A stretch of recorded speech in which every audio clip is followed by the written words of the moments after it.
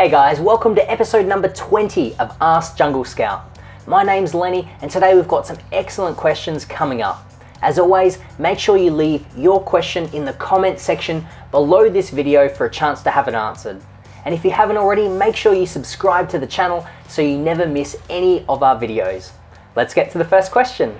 Anila asks, so if I want to sell a generic product from Alibaba to Amazon and I don't have a brand, let's say I call it ABC, where do I register? Do I need to register, or do I just go ahead and write in the Amazon description ABC products, etc.? I'm confused. I don't want to trademark it. I just want my own name and logo until I know it's selling. Excellent. Thanks for the question, Anila. And yes, that's a good question because it can be very confusing, because when we're talking about private labeling, we're talking about starting your own brand. It is a very valid question. Do I have to register it somewhere? The question is no. Essentially, you do just put that in your Amazon description or in the back end of Amazon when you're creating a listing on Amazon. You don't have to go register it somewhere. This is just for the purposes of being on Amazon. So this is a separate thing to if you want to apply for brand registry on Amazon. That does require you to have a trademark. However, that's not necessary when you first start out. So no, you do not need to register this anywhere. I also want to mention that I think you're going about this the right way in terms of waiting until your product is up and running and starting to sell a few units before you look into the more expensive things like trademarks and so forth. That's a strategy that I would personally follow, and I think that's probably a good idea for yourself if you're just starting out. The next question was emailed in from John, who says, prior to Amazon's restrictions regarding incentivized reviews last year, and more recently the ability of shoppers to opt out of receiving emails from sellers, Greg's launch strategy using the deal sites such as JumpSend, along with email campaigns requesting reviews, was able to generate almost 100% success rate in receiving reviews. I.e., you sell 100 products at a discount, you maybe get 95 or more reviews. I just launched my first 2 private label products. I've used JumpSend and other deal sites and sold approximately 11% of my inventory at a deep discount over the course of 2 weeks, approximately 110 units. First, the amount of shoppers opting out of receiving emails is much higher than what I've read. My results show close to 30%. Secondly, now that shoppers don't have to leave a review, the vast majority do not. So for my 110 items sold for one of the ASINs, I have received to date 5 reviews. Is not the barrier of entry to launch a new product much higher now because of the new restrictions? How do you recommend I proceed based on the above? So thanks for emailing that question in, John. That's a very valid question also. Certainly it is a little bit harder now, certainly since Amazon have stopped the incentivized reviews. And yes, recently Amazon have provided an update that has allowed buyers to opt out of more emails. So yes, that does make it a little bit harder to communicate with some of your buyers, but in terms of how do you proceed, you do the exact same thing.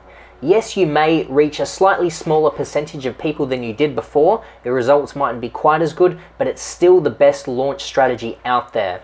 If any of you are familiar with the $1 Million Case Study, it's a public product launch that we're running, and recently Greg did a whole webinar on his launch strategy. And this is still the strategy that he's using today as of a few weeks ago, right in the middle of this period where buyers are opting out of emails. So the $1 Million Case Study, our product, the bamboo hooded towels, has been affected by this, but it's still the best strategy, and that's still the strategy we're using moving forward. The next question is, what are the tools you are using? In general, JS of course is one of them. I heard you mention JumpSend. Are there any others that will be useful?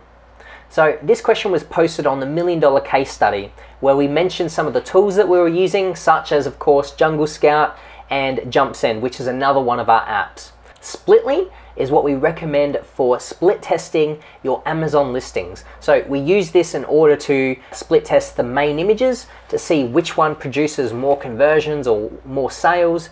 You can split test your main price to see which price gets more conversions and more sales also, and a whole bunch of things on your listing. So that's really for optimization. We also recommend Fetcher, which is an all-in-one Amazon accounting system. built for Amazon sellers. Regardless of how many units you're selling per day, really understanding how your business is performing and what your true profits are is incredibly important. So Fetcher was built from the ground up by Amazon sellers for Amazon sellers. That's another one of our apps that we highly recommend as an ongoing tool. Some of the other tools that we've mentioned over the course of the $1 Million Case Study, when we were talking about listing optimization and keyword research, we use things like keyword.io, Google Keyword Planner, to name a couple where we did keyword research. When it came to doing packaging design, you can use websites such as 99 Designs or Fiverr in order to get a design made for your custom packaging. So those are the main tools we use on a regular basis to assist with selling on Amazon. Limo asks, what daily budget is recommended for using PPC? Or more precisely, why should I pay $20 a day instead of just $1 a day? Thanks for the question, Limo. So really, there is no recommended budget for PPC. However, personally, I usually spend between $20 to $50 a day when I'm first starting out. What I would do is set my budget to somewhere between $20 to $50 per day, and then set and forget that, and then come back in at least a week. Analyze the campaigns that I've set up and see how they've been performing. From there, I just want to make some tweaks to the keywords that I'm using, adjusting the bids on a weekly basis to try and improve them. So the way you improve them is based on something called the ACOS, or the actual cost of sale. So if you've got a $20 product and it costs you $20 in PPC spend in order to get a sale, then that means your ACOS is 100%. It costs you 100% of your sale price in order to get a sale. Now, ideally, what you want to do over time is you want to improve or lower your ACOS as much as possible. Numbers like 20% or even 10% ACOS are really great numbers, and if you can get that, then you're doing well. So in terms of why you would want to spend $20 a day as opposed to just $1 a day, is ultimately increase sales. So if you could spend $10 and get $100 back, wouldn't you just want to keep throwing more and more money in if you had, an ACOS of 10%? Essentially, that means the more you spend on PPC, the more sales that you get back. It's exactly that. It's like putting $10 into the machine and getting back 100. So that is the reason why you would want to increase your daily budget, is if you've got a good, profitable ACOS. So I want to stress that there really is no recommended daily budget. I do think, however, that PPC is something good to have going all the time. Ultimately, that extra exposure will lead to extra sales, which is always a good thing. But it also has spin-off effects, such as improving your keyword rankings, which in the long term can help you get more natural organic sales. So I do think PPC is a great thing to have going all the time, but the budget is really up to you. Personally, I would spend probably between $10 to $50 a day, and then just come back periodically and adjust that daily budget based on the performance. Arthur says, I have a question regarding sample product photos. The only ones I'm able to find of the product I've selected have the supplier's name slapped all over it. Since I'm sending inquiries to multiple suppliers, would this be upsetting to them that I'm including pics from another source?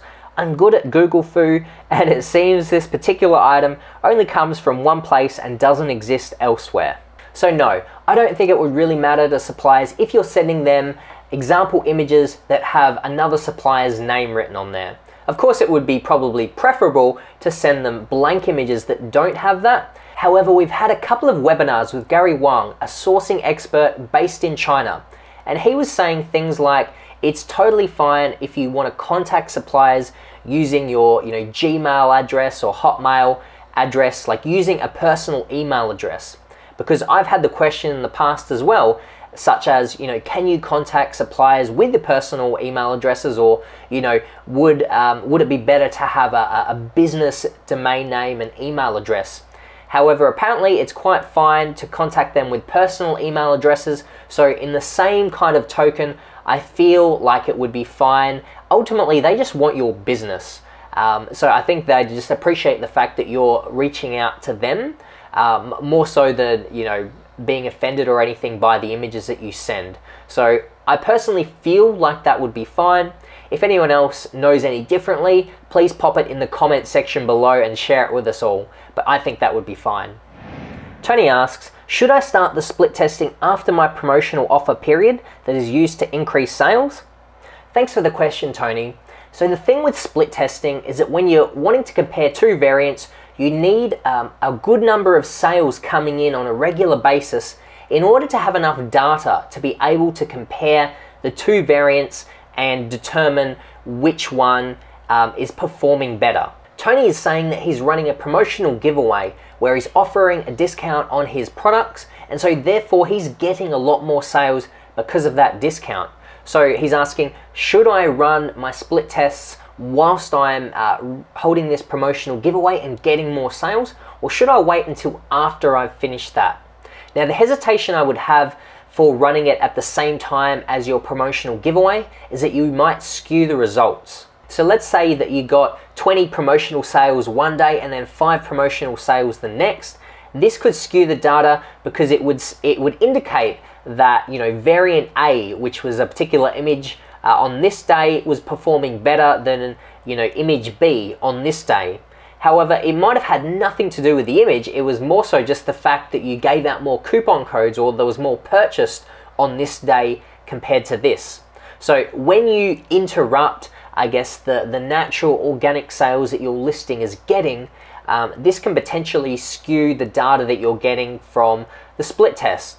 So it probably would be better to wait until after your promotional giveaway is well and truly complete before running your split test. But what I would say is that running your split test shortly after your promotional period is a good time to do it, because once you've done a giveaway, that will usually spike your bestseller rank. It might spike some of your keyword rankings. So temporarily at least, you're going to probably see some more natural organic sales coming in. So just naturally, you're going to have a bit more exposure. You're going to get a few more of those sales coming in, which, as I mentioned, is a great time in order to do split tests. So keep that in mind.